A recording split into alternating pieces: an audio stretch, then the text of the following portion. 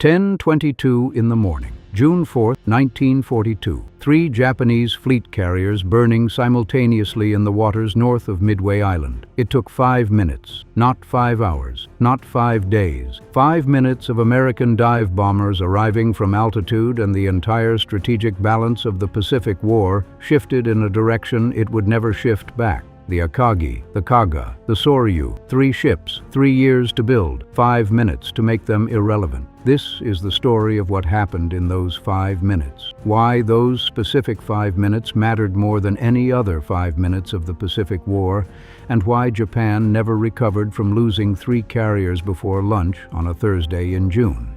This is No Man's Land.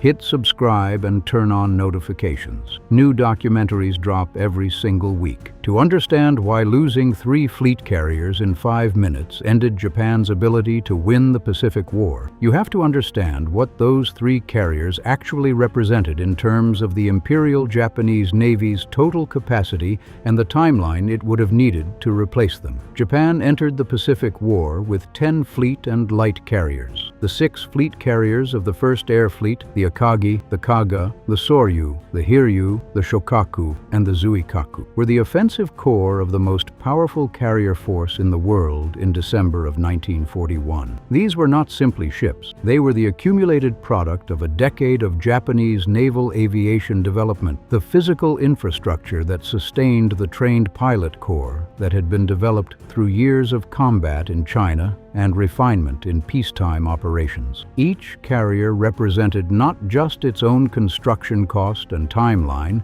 but the aviation infrastructure built around it. The maintenance crews, the ordnance handlers, the fuel specialists, the aircraft mechanics who understood the specific systems of the aircraft that flew from that specific deck. The Akagi had been originally laid down as a battle cruiser and converted to a carrier during construction when the Washington Naval Treaty imposed limits on capital ship tonnage. She carried 66 aircraft and had been the flagship of the First Air Fleet since its formation. The Kaga had been a battleship before conversion. The Soryu was the first carrier Japan had designed from the keel up as a carrier, rather than converting from another hull type. Each of these ships had a specific history and a specific crew that had been together long enough to develop the kind of institutional knowledge and operational rhythm that could not be transferred to a new hull or a new crew without years of rebuilding. When 3 of those carriers burned on June 4, 1942, Japan did not simply lose 3 ships.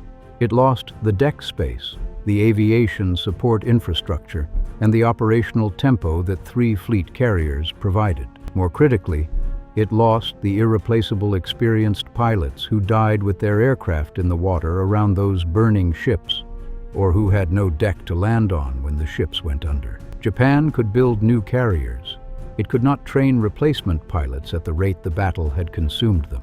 The 5 minutes that destroyed 3 Japanese carriers did not emerge from nowhere. They were the product of a specific sequence of events in the 24 hours before Lieutenant Commander Clarence Wade McCluskey's dive bombers arrived overhead, and understanding that sequence is essential to understanding why the 5 minutes were possible rather than simply fortunate. Nagumo had launched his first strike against Midway Island at dawn, and those aircraft were now returning and needed to land. His second strike aircraft were on the flight decks in the process of being rearmed from anti-ship torpedoes to land attack bombs, because the intelligence picture he was working from told him there were no American carriers in the area. Then the contact report arrived, an American carrier. His flight decks were covered with aircraft in various states of rearming, fuel lines running, ordnance being moved. The precise configuration that maximized the damage any single bomb could cause. His combat air patrol was down at low altitude, dealing with the American torpedo bombers that had come in at wave height and been largely destroyed. The torpedo bombers had not hit a single carrier. They had accomplished something more important than hitting a carrier. They had pulled the Japanese fighter screen down from the altitude where it could have intercepted the dive bombers that were already beginning their dives from above. McCluskey had been searching for the Japanese fleet after losing contact during the outbound flight. He found it by following the wake of a Japanese destroyer hurrying to rejoin the main force. a navigation decision made by a single officer in a single cockpit that changed the course of the battle. He arrived overhead at the precise moment when the flight decks were most vulnerable and the combat air patrol was least positioned to stop him. The 5 minutes were the product of the 24 hours of decisions and events that preceded them. But when those 5 minutes arrived,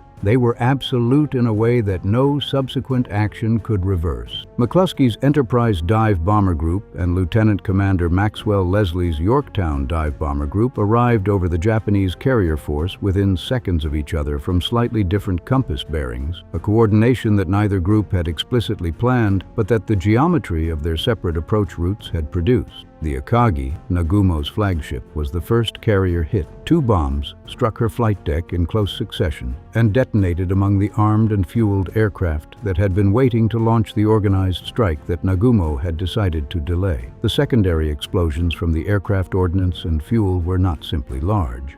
They were catastrophic in a way that the ship's design had not been built to contain, because the specific combination of ordnance being rearmed, fuel being moved, and aircraft crowded on the flight deck created conditions where a single penetrating hit could cascade into a series of detonations that the damage control teams could not localize. The Kaga was hit by 4 bombs in rapid succession and burned with a ferocity that consumed her faster than the Akagi. The Soryu was hit by 3 bombs and was abandoned within 20 minutes of the attack. 3 fleet carriers, each representing years of construction and the operational history of the most effective naval aviation force in the Pacific War, were removed from the equation before the Japanese surface ships screening them could fire a meaningful shot in their defense.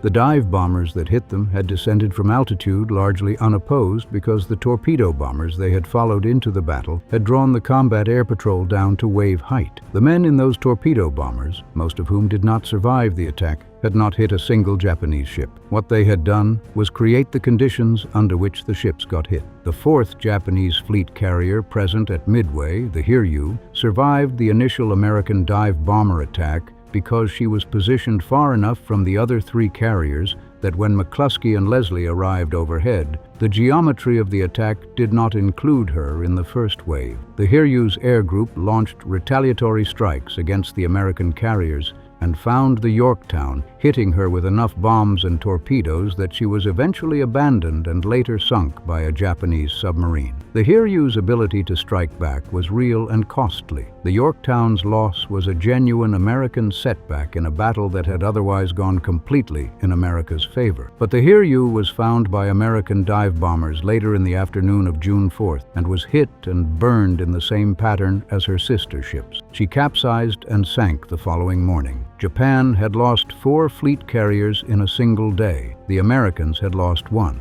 The arithmetic of that exchange was not simply unfavorable to Japan, it was irreversible in a way that the exchange ratios of every previous Pacific battle had not been. The 4 carriers that Japan lost at Midway had been among the 6 that attacked Pearl Harbor. The pilots who died with those ships, or who survived the sinkings without aircraft to fly, were drawn from the pool of experienced aviators who had been honed through years of training and combat. Japan's pilot training pipeline was not designed to replace losses at the rate that Midway had produced in a single engagement. The 6 months of combat since Pearl Harbor had already been consuming experienced pilots faster than training was replacing them. Midway compressed that deficit into a single day in a way that no subsequent training effort could fully compensate for before the American material advantage became overwhelming and the quality gap between American and Japanese naval aviators became the decisive factor in every subsequent air battle. Stop and consider what those 5 minutes at Midway actually changed about every subsequent Pacific battle. Before 10:22 on June 4th, 1942, Japan's first air fleet was the most powerful offensive naval aviation force in the world. It had demonstrated this at Pearl Harbor, at Ceylon, over the Dutch East Indies, and at the Coral Sea. Its aircraft, its pilots, and its operational doctrine had produced results that no other navy had matched in the opening 6 months of the Pacific War. After 10:27 on June 4th, that force no longer existed in any meaningful sense. The Akagi, the Kaga,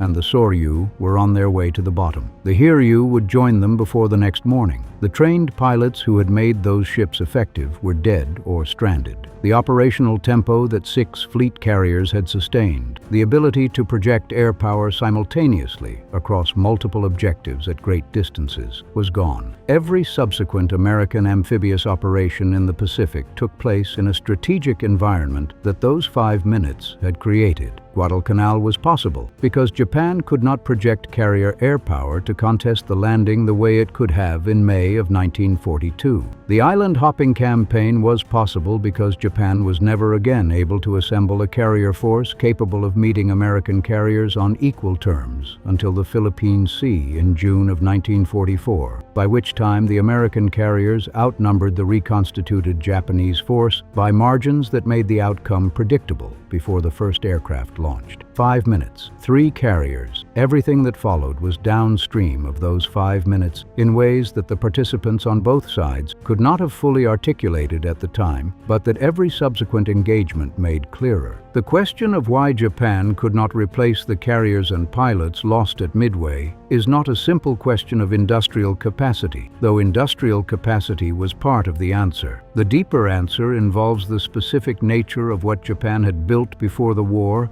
and why that specific thing could not be rebuilt on any timeline the war permitted. Japan's Carrier Pilot Corps in 1941 was a product of a training philosophy that prioritized quality over quantity in ways that made the individual pilots extraordinarily capable and made the overall corps extraordinarily small and irreplaceable. Training a carrier pilot to the standard that Japanese naval aviation doctrine required took years. The specific skills involved: deck landing on a moving ship in varying sea states, formation flying at the distances and altitudes required for carrier strike operations, the navigation and communication skills required for operations hundreds of miles from the carrier, were not skills that could be compressed into a 6-month training pipeline without producing pilots who could complete individual tasks, but who lacked the depth of experience that made Japanese naval aviators so effective in the opening year of the war. Japan had not built a training infrastructure designed to produce carrier pilots at volume. It had built a training infrastructure designed to produce a small number of exceptional pilots, and it had staffed its carriers with those exceptional pilots on the assumption that the exceptional pilots would be sufficient to win the war quickly enough that mass replacement would never be necessary. Midway invalidated that assumption in a single morning. The replacement pilots that Japan was able to produce in the years after Midway were not the pilots who had attacked Pearl Harbor. The degradation in quality was visible in every air engagement, from the Great Marianas Turkey Shoot to the kamikaze program that represented the final acknowledgement that conventional carrier aviation could not produce the results Japan needed. The American commanders who processed the battle reports from Midway on the afternoon and evening of June 4, 1942, understood with varying degrees of immediacy what the loss of 4 Japanese carriers meant for the strategic direction of the Pacific War. Admiral Chester Nimitz, commanding the Pacific Fleet from his headquarters in Pearl Harbor, received the reports of the carrier sinkings and understood their significance at the strategic level with a clarity that his subsequent actions confirmed. He had authorized the Midway operation on the basis of codebreaker intelligence that the Japanese were coming, and with the full knowledge that his 3 available carriers were outnumbered by the Japanese force, and that a miscalculation could produce the loss of the remaining American carrier strength in the Pacific. What he received in return for accepting that risk was not merely a tactical victory in a single battle. It was the elimination of Japan's ability to use carrier aviation as an offensive strategic instrument for the foreseeable future, achieved at the cost of 1 carrier against 4 Japanese, and without the loss of the American carrier force that Japanese planning had assumed would be destroyed in the engagement. Admiral Raymond Spruance, commanding Task Force 16 from the Enterprise and directing the battle in the water north of Midway, received the strike reports and made the decision that most naval historians subsequently identified as the operationally significant choice of the battle's aftermath: the decision not to pursue the retreating Japanese surface force with his carriers into waters where Japanese surface ships and night fighting capability might produce a reversal that would diminish or negate what the afternoon had achieved. He had won what needed to be won. He declined the opportunity to lose it by pressing an advantage past the point where it remained an advantage. The strategic consequences of Midway became visible in the months after the battle in ways that confirmed what the participants on both sides had suspected from the first days of the engagement. The American landing on Guadalcanal in August of 1942, the first major American offensive operation of the Pacific War, was mounted with a carrier force that the pre-Midway Japanese carrier force could have contested decisively and probably destroyed. After Midway, Japan was unable to mount a sustained carrier-based response to the Guadalcanal landing and was forced to contest American air dominance over the island through land-based aviation operating from airfields in the Solomons at the extreme range of the aircraft involved. The naval battles around Guadalcanal in the subsequent months were brutal and costly for both sides at the surface level, but they were fought in a strategic environment where Japan had lost the ability to use carrier air power to change the fundamental calculus of the campaign. The battles of Cape Esperance, Santa Cruz, and Guadalcanal consumed Japanese surface ship strength. Destroyers, cruisers, and the battleships committed to shore bombardment at rates that the post-Midway strategic position could not justify strategically even when they succeeded tactically. Japan was spending irreplaceable surface assets to contest a campaign it could not win because it had lost the carrier aviation that would have made winning achievable before the campaign was launched. The men who died on those destroyers and cruisers running the Tokyo Express and fighting in the waters around Guadalcanal paid the downstream cost of 5 minutes over the Quito Butai on the morning of June 4th. Every ship that went to the bottom of Iron Bottom Sound in the months after Midway was there in part because 3 carriers had burned in 5 minutes before them. The title of this video contains a specific claim that deserves to be examined directly. The war never recovered. Japan had time after Midway to build new carriers, to train replacement pilots, and to reconstitute something resembling a carrier force. It did all of these things. The Taiho and the Shokaku and the Zuikaku and a series of converted carriers appeared in the Japanese order of battle in the years after Midway. The Great Marianas Turkey Shoot in June of 1944, where American Hellcat pilots destroyed Japanese carrier aviation in the most one-sided major air battle of the Pacific War, demonstrated what recovering from Midway had actually produced. The pilots flying from Japanese carriers at the Philippine Sea in June of 1944 had 200 hours of flight time. American carrier pilots had 500. The aircraft they were flying were inferior to the aircraft opposing them. The tactics they were using had been obsolete since the introduction of the Hellcat. Japan had reconstituted a carrier force in the years after Midway. What it had not been able to reconstitute was the quality of pilots and the operational sophistication that made the original Quito Butai so effective. Those things had been accumulated over years of training and combat in the 1930s and the opening year of the Pacific War. They could not be accelerated into the 2 years available between Midway and the Philippine Sea. The war never recovered because what was lost in 5 minutes was not ships. Ships could be built on any timeline given sufficient industrial capacity and materials. What was lost was the accumulated human expertise that made those ships effective, and that expertise could not be built on any timeline the war permitted regardless of how many shipyards were working and how many training bases were open. 3 carriers in 5 minutes. The bill for those 5 minutes was paid in blood and steel for 3 more years by men who were not present at Midway and had no say in the decisions that made those 5 minutes possible. 3 Japanese carriers in 5 minutes. The Akagi, the Kaga, the Soryu, each one built over years. Each one crewed by men who had been training for years. Each one carrying aircraft that had attacked Pearl Harbor 6 months earlier. Gone before lunch on a Thursday in June. Japan built new carriers. It trained new pilots. It fought for 3 more years. But the operational effectiveness that those 3 ships and their pilots represented was never rebuilt on any timeline the war allowed. 5 minutes, 3 carriers. 10:22 in the morning. If this video meant something to you, hit the like button right now. It is the single best way to push this story to someone who needs to hear it. Subscribe if you are not already here. Drop a comment telling us where you are watching from and whether anyone in your family served in the Pacific. We will see you in the next one.